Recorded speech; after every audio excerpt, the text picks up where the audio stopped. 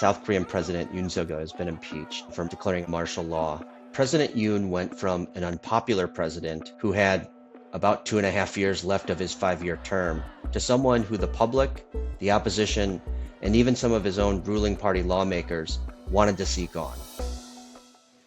Members of Yoon's party, who boycotted the vote last week, switched their minds and decided to impeach Yoon. This comes amid growing public backlash, uncertainty about who's actually running the country, and polling that showed more and more people wanted Yoon out.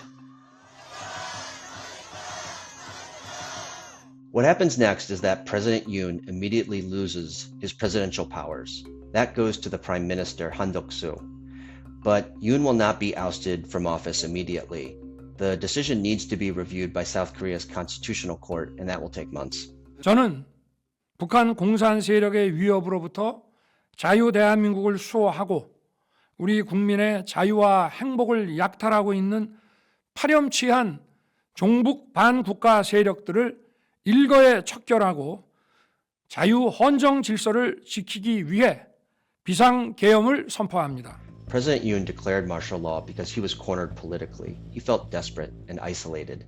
What unfolded was a scene out of a K-drama, pure fiction, where we saw soldiers storming the National Assembly building, trying to halt lawmakers from taking a vote. We saw citizens, at the urging of the opposition leader, flood the streets in front of National Assembly, using their bodies to halt armored vehicles from entering.